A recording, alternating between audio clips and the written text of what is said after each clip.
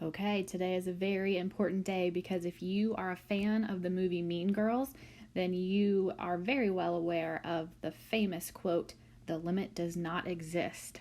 And we are going to start talking about limits, and we're going to figure out when limits do not exist. How exciting! Okay, so the most important thing to understand about limits is that when we are taking limits, the answer that we provide is always a y value. So limits are y values that the function approaches as x approaches another value. So when you think of limits, think that they are y values, and it's what your function approaches.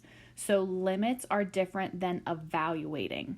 Evaluating is when we know exactly what the function is at that particular x value. With limits, we're looking at what it approaches. It might not actually ever get there, but it's what it approaches. So just be careful of that when you're thinking of limits. So we have some notation. So we're going to use LIM for limit. Notice underneath the limit notation, you see x with an arrow to the right and c. So c is going to be some sort of constant. So we're looking to see where the limit is as x approaches a certain value. And then we're using that capital L as our answer. So we're taking the limit of a function. Now, what's really important is our right-sided and left-sided notation. Because in order for a limit to exist, it has to approach the same y value from the right and the left side. So if you look very closely, there's a slight change in notation. If it's coming from the right side, there's going to be a plus sign. If it's coming from the left side, there's going to be a minus sign. So very minor change in notation, but very important. And in order for this limit to exist, the right and left sides of the limit have to both approach the same value.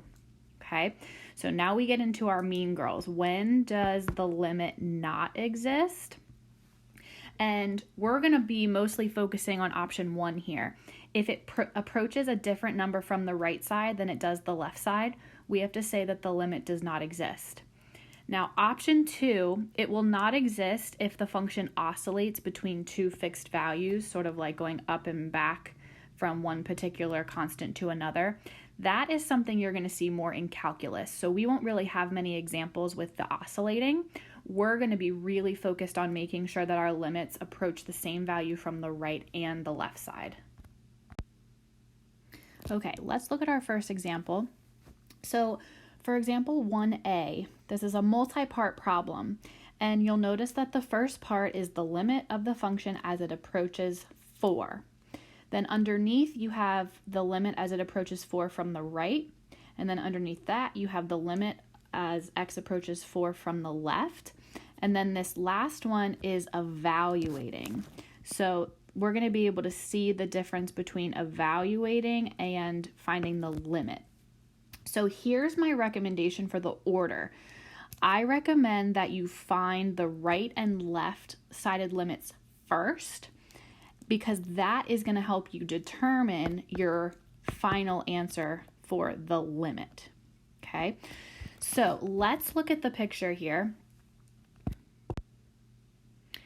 So I'm looking where my x value is 4, and I want to see the y value that's approaching x is 4. So when I look here, I can tell that the y value is going to be 5. That would be the evaluation. So my evaluation for f of 4, for when x is 4, is equal to 5. That's the evaluation. But now we're going to look at the limit. So I'm going to see what y value am I approaching as I get closer and closer to x equals 4. The answer is 5, and I was coming from the right. Now we want to think, okay, from the left side, as we get closer and closer to x equals 4, what y value are we approaching? The answer is 5. Now, as long as both of these from the right and left side come out to be the exact same y value, the limit exists and the limit is 5. So we just want to make sure that it's approaching the same value from both sides. All right, example 1b. So remember, my advice is to find the limit from the right and left side first, because those two have to agree in order for you to ultimately find the limit as x approaches 7. So I'm finding 7 on my x-axis, and if I evaluate f of 7, so when x is 7, it looks like y is 1. That's the evaluation. Now I want to look at the limit. So from the right side, as I get closer and closer to x is 7, what is the y value? What y value are we approaching? We're approaching 1. Then we look from the left. As I get closer and closer to x is 7 from the left, which y value am I approaching? I'm still approaching 1. Because both of these agree, the limit is 1. Example 2a on the back. We're looking for where the limit when x approaches -1. So I found -1 on my x-axis. Now I'm going to approach from the right. As I approach from the right, as I get closer and closer to x equals -1, my y value is -2. As I approach from the left, I'm getting closer and closer to x is -1. The y value is +3. So here's an example where the limit does not exist because those two values do not match. So for the limit itself, it does not exist. Now for the evaluation, when x is -1, the evaluation is that y is 3. And that's because of our closed circle at y is 3. Moving to example 2b. We're looking for the limit where x approaches 4. So I found 4 on the x-axis. As I come from the right side, the y value that I'm approaching is 2. As I approach from the left side, and I get closer to x is 4, the y value that I'm approaching is 2. Because these two match from the right and left side, the limit does exist, and the limit is 2. Now for the evaluation, because this is an open circle, f of 4 is undefined. Remember, it's not none, it's undefined. It's an open circle. Example 2c, we're looking for the limit of the function as x approaches 2. So from the right, if I approach x is 2 from the right, I'm going to keep going up forever to infinity. So the limit coming from the right side is infinity. When I come from the left side, as I get closer to x is 2, I'm also going up forever to infinity. Because these match from the right and left side, the limit exists and it approaches infinity. Now for the evaluation, this is undefined.